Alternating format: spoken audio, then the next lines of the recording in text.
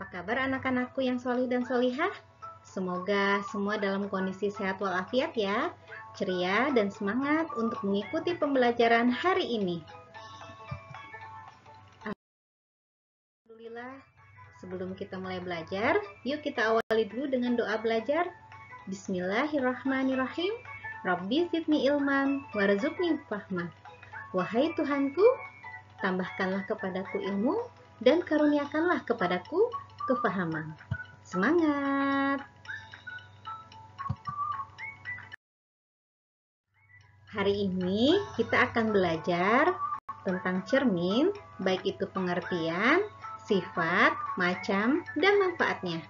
Materi ini ada di dalam pelajaran IPA di tema 5 Pahlawanku, kelas 4, semester 1. Tujuan pembelajaran hari ini, siswa dapat memahami tentang 1. Pengertian cermin, 2. Macam-macam cermin, 3. Sifat-sifat cermin, dan terakhir, pemanfaatan cermin dalam kehidupan sehari-hari.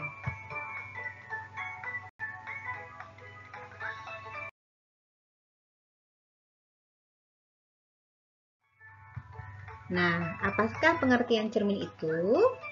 Cermin merupakan sebuah benda dengan permukaan yang dapat memantulkan bayangan benda dengan sempurna. Cermin berbeda dengan kaca ya. Kaca adalah benda bening yang bisa tembus cahaya. Sedangkan cermin, salah satu permukaannya dilapisi dengan logam pemantul, sehingga tidak bisa tembus cahaya dan bisa memantulkan bayangan dengan sempurna. Nah, terkait dengan cermin ini,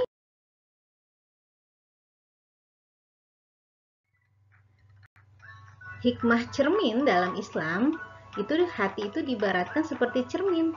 Jadi ketika kita bercermin pada kaca yang kotor atau hati yang kotor, maka kita tidak akan bisa melihat dengan jelas bayangan kita. Kita jadi sulit mengenali diri kita sendiri. Maka dari itu, yuk senantiasa bersihkan hati kita. Nah, salah satu caranya adalah dengan rutin membaca doa bercermin. Bismillahirrahmanirrahim. Allahumma kama hasanta khalqi fahasin khuluq. Ya Allah, sebagaimana Engkau telah menciptakan aku dengan baik, maka perbaikilah akhlakku. Amin, amin, ya robbal alamin. Kita mulai ya pembahasannya ya. Macam cermin. Berdasarkan bentuk permukaannya, cermin dibagi menjadi pertama, cermin datar. Yang kedua, cermin lengkung. Nah, cermin lengkung ini ada dua macam ya. Yang pertama adalah cermin cembung, yang kedua adalah cermin cekung. Cermin datar. Cermin datar adalah cermin yang permukaannya datar. Cermin datar dapat memantulkan 95% cahaya yang mengenainya. Awal mulanya, cermin terbuat dari tembaga dan perunggu yang dihaluskan loh. Selanjutnya, Justin Liebig dari Jerman membuat cermin tipis dan kuat menggunakan metode pengendapan lapisan perak metalik ke kaca dan melalui reduksi kimia perak nitrat, sehingga terciptalah cermin yang tipis dan kuat seperti yang biasa kita gunakan saat ini. Bagaimanakah sifat bayangan dari cermin datar? Yang pertama, ukuran baik itu besar dan tinggi bayangan itu sama dengan ukuran benda. Yang kedua, jarak bayangan ke cermin itu sama dengan jarak benda ke cermin. Yang ketiga, bayangan terlihat tegak, tetapi terbalik posisinya dengan benda. Jadi, ketika kita melihat di cermin itu adalah tangan kiri, itu sebenarnya bayangan dari tangan kanan kita. Cermin datar menghasilkan gambar yang memiliki sebuah pembalikan kiri kanan. Dan sifat yang terakhir adalah bayangan bersifat semu atau maya. Artinya, bayangan dapat dilihat dalam cermin, tetapi tidak dapat dipegang atau tidak dapat ditangkap oleh layar. Nah, apa saja ya manfaat dari cermin datar? Yang pertama, tentu saja cermin datar kita gunakan untuk bercermin. Yang kedua, cermin datar digunakan sebagai bagian dari periskop, yaitu teropong pada kapal selam. Dan yang terakhir, digunakan pada panel surya yang berbentuk cermin datar. Nah, sekarang kita lihat ya cara pembuatan periskop. Di sini bahan yang kita gunakan adalah penggaris, kemudian 4 potongan kardus, lem tembak, dan juga 2 cermin kecil. Nah, langkah pertama adalah kita gambar dulu posisi 45 derajat pada sisi pojoknya. Caranya adalah kita ukur dulu ya, dengan jarak yang sama antara sisi kanan dengan sisi atas. Setelah kita temukan pojoknya, maka kita hubungkan kedua titik tersebut dan membentuk garis miring.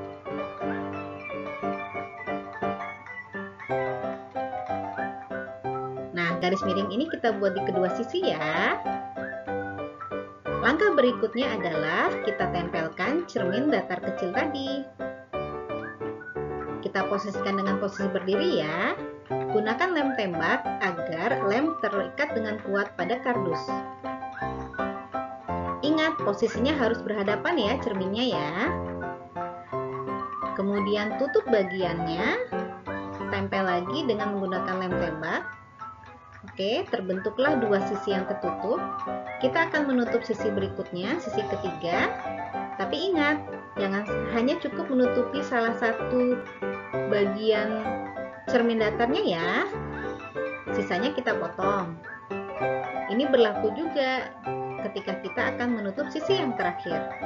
Jadi kita sisakan ruang kosong untuk cermin datarnya.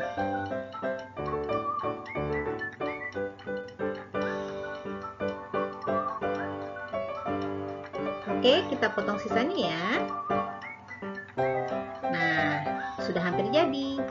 Langkah terakhir adalah kita akan menutupnya dengan penutup.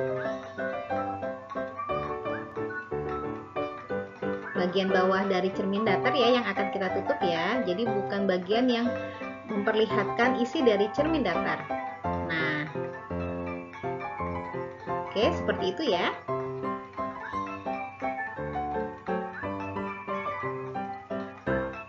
Oke, kita lihat, kita uji coba dengan tangan, ternyata berhasil ya.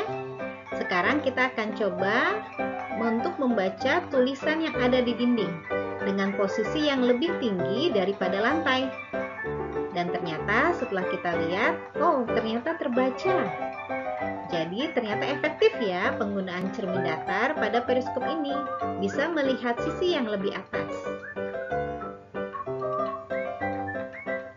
Ini juga bisa kita gunakan untuk melihat ikan-ikan di akuarium yang posisinya lebih ke atas. Nah, memang periskop ini digunakan pada kapal selam untuk melihat bagian yang lebih tinggi dari kapal selam. Ceritanya mengintai musuh. Oke, sekian cara pembuatan periskop ya. Kita lanjut ke pembahasan berikutnya.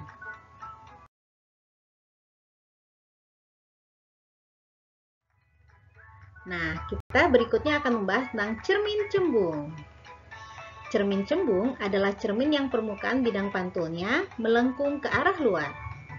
Cermin cembung biasanya digunakan untuk spion pada kendaraan bermotor dan juga cermin tikung. Sifat pada cermin cembung, yang pertama, bayangan bersifat maya, tegak, diperkecil. Jadi, bila dilihat pada gambar, terlihat bahwa mobil berukuran lebih kecil daripada benda sesungguhnya. Cermin cekung. Cermin cekung adalah cermin yang permukaan bidang pantulnya melengkung ke arah dalam. Kegunaan cermin cekung antara lain, 1. Sebagai reflektor lampu senter atau lampu mobil. Yang kedua, sebagai antena gelombang mikro atau antena parabola.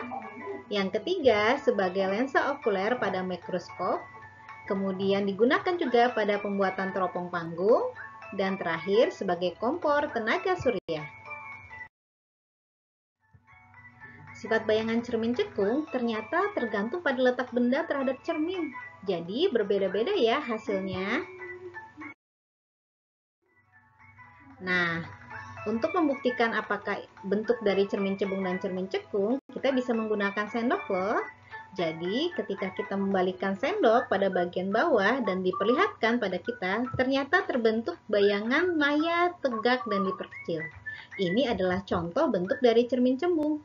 Nah, ketika kita membalikannya menghadapkan ke bagian atasnya, ke muka kita, terbentuklah bayangan maya, terbalik, dan diperkecil. Ini adalah contoh dari bayangan yang terbentuk dari cermin cembung.